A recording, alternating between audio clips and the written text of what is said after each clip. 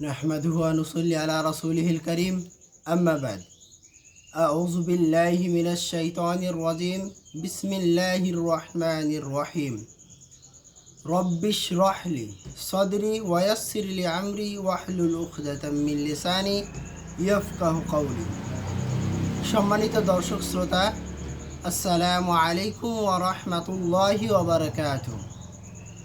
আজকে ইনশাআল্লাহ আপনাদের সামনে সংক্ষেপে আলোচনা করার চেষ্টা করব শিরকের প্রচলন সম্পর্কে, শিরকের উদ্বোধন সম্পর্কে। আসুন চেষ্টা করি শিরক সম্বন্ধে জানার এবং তা থেকে সতর্ক থাকার। শিরক অতি মহাপাপ, যা আল্লাহ তাআলা সহজে ক্ষমা করেন না। আসুন চেষ্টা করি শিরক সম্পর্কে সংক্ষিপ্ত জানার। মক্কার বাসিন্দারা মূলত হযরত ইসমাঈল আলাইহিস সালামের বংশধর ছিল এবং তারা জন্মগতভাবেই তাওহীদ, রিসালাত ও আখিরাতে বিশ্বাসী ছিল। তারা কাবা গৃহকে যথাযথভাবে আল্লাহর গৃহ বা বাইতুল্লাহ বলে বিশ্বাস করত এবং তার রক্ষণাবেক্ষণ ও তত্ত্বাবধান করত। তারা এখানে নিয়মিতভাবে তাওয়াফ করত, সাই তথা হজ ও ওমরা করতে এবং বহিরাগত হাজিদের নিরাপত্তা ও পানি সরবরাহের দায়িত্ব পালন করত। কিন্তু দীর্ঘদিন যাবৎ কোনো নবী না আসায় শয়তানি প্ররোচনায় তাদের সমাজনেতা ও ধনিক শ্রেণীর অনেকে পথভ্রষ্ট হয়ে যায় এবং এক সময় তাদের মাধ্যমেই মূর্তি পূজার শিরকের প্রচলন হয়। এভাবে ইতিপূর্বে নূহ আলাইহিস সালামের কওমের মধ্যে হয়েছিল। কুরাইশ বংশের বনু খোজাআ গোত্রের সর্দার আমর বিন লুহাই অত্যন্ত ধার্মিক, দানশীল ও দরবেশ স্বভাবের লোক ছিলেন। লোকেরা তাকে গভীরভাবে শ্রদ্ধা করত এবং তার প্রতি অন্ধ ভক্তি পোষণ করত। তাকে আরবের শ্রেষ্ঠ আলেম ও আউলিয়াদের মধ্যে গণ্য করা হতো। অতএব শয়তান তাকেই বেছে নিল তার কার্যসিদ্ধির জন্য। একবার তিনি শামের বালকা অঞ্চলের আমা নগরীতে গিয়ে দেখেন যে সেখানকার লোকেরা জমকালো আয়োজনের মাধ্যমে হুবাল মূর্তির পূজা করেন। তিনি তাদেরকে এর কারণ জিজ্ঞাসা করলে তারা বলে যে আমরা এই মূর্তির ওসিলায় বৃষ্টি প্রার্থনা করলে বৃষ্টি হয় এবং সাহায্য প্রার্থনা করলে সাহায্য পাই। এরা ছিল আমেলিকা গোত্রের লোক এবং আমেলিকা বিন লাবেজ বিন সাম বিন নূহ এর বংশধর। আমার ভাবলেন অসংখ্য নবী রাসূলের জন্মভূমি, কর্মভূমি এই শামের ধার্মিক লোকেরা যখন হুবাল মূর্তির ওসিলায় বৃষ্টি প্রার্থনা করে, তখন আমরাও এটা করলে উপকৃত হব। ফলে বহুমূল্যের বিনিময়ে আমার একটা হুবাল মূর্তি খরিদ করে নিয়ে গেল এবং মক্কার নেতাদের রাজি করিয়ে কাবা গৃহে স্থাপন করলেন। কথিত আছে যে একটা জিন আমরের অনুগত ছিল। সেই তাকে খবর দেয় যে নূহ আলাইহিস সালামের সময়কার বিখ্যাত আদ, সুয়া, ইয়াগুস, ইয়াসুক, নাসার প্রতিমাগুলি জেদ্দার অমুক স্থানে মাটির নিচে প্রথিত আছে। আমর সেখানে গিয়ে সেগুলো উঠিয়ে নেন, তেহামায় রেখে দিলেন। অতঃপর হজের মৌসুমে সেগুলিকে বিভিন্ন গোত্রের হাতে সমর্পণ করলেন।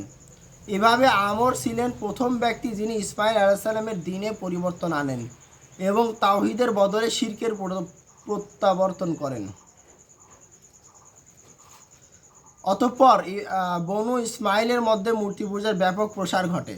নূহ আলাইহিস সালামের কওমের রেখে যাওয়া আদ, সুয়া, ইয়াগুস, ইয়াসুক, নাসর প্রভৃতি মূর্তিগুলো এখন ইব্রাহিমের বংশধরগণের দ্বারা পূজিত হতে থাকে। যেমন বনু হুজাইল কর্তৃক সুয়া, ইয়ামেনের বনু জুরাশ কর্তৃক ইয়াগুস, বনু খাওয়ান কর্তৃক ইয়াউক, জুলকুলা কর্তৃক নাসর, কুরাইশ ও বেনু কেনানা কর্তৃক হুবাল ও উজাজা, তায়েফের বনু সাকিফ কর্তৃক লাত, মদিনার আউস ও খাজরাজ কর্তৃক মানাত,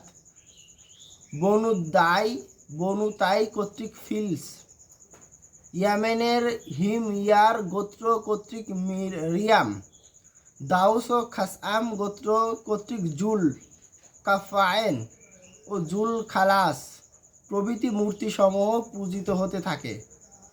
এভাবে ক্রমে আরবের ঘরে ঘরে মূর্তি পূজার প্রসার ঘটে।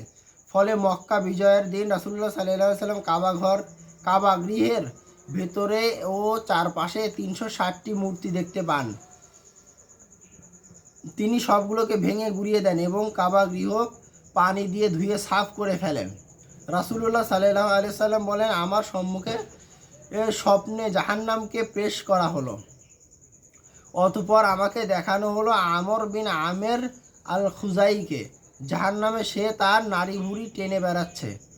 এই ব্যক্তি প্রথম তাদের উপাস্যদের নামে উট ছেড়ে দেওয়ার রেওয়াজ চালু করেছিল। যে লোকেরা রোগ আরোগ্যের পর কিংবা সফর থেকে আসার পর তাদের মূর্তির নামে উট ছেড়ে দিত, ওই সব উট সর্বত্র চড়ে বেড়াতো। কারো ফসল নষ্ট করলেও কিছু বলা যেত না বা তাদের মারা যেত না। তারা মূর্তির পাশে বসে তাকে উচ্চ কণ্ঠে আহ্বান করত ও তাদের অভাব মোচনের জন্য অনুনয় বিনয় করে প্রার্থনা জানাতো।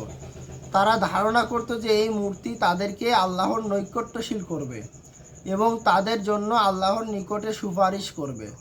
তারা মূর্তির উদ্দেশ্যে হজ করত, তাওয়াফ করত, তার সামনে নত হতো ও সিজদাত করত। তাওয়াফের সময় তারা শিরকি তালবিয়া পাঠ করত।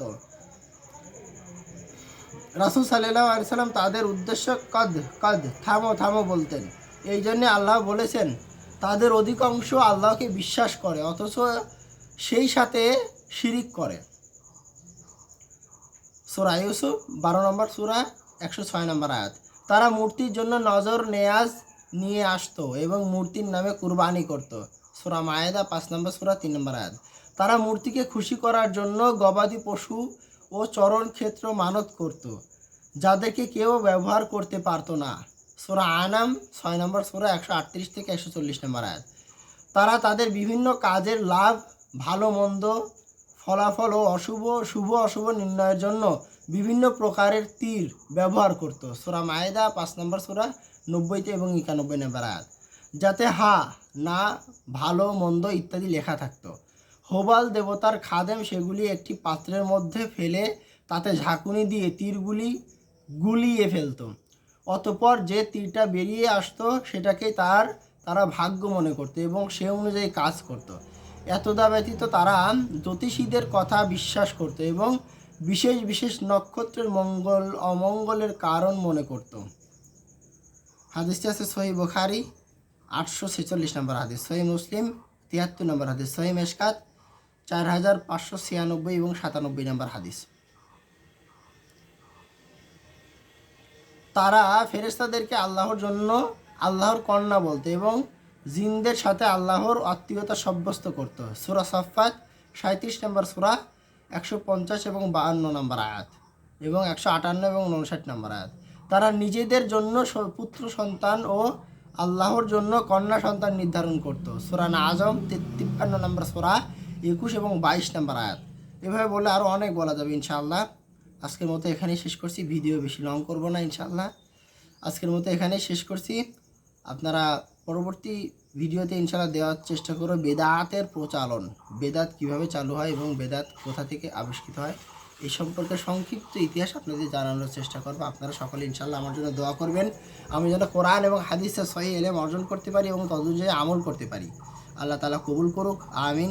ওয়া তাওফিক ইল্লা বিল্লাহ। আজকের মতো এখানে শেষ করছি। আসসালামু আলাইকুম ওয়া রাহমাতুল্লাহি ওয়া বারাকাতুহু।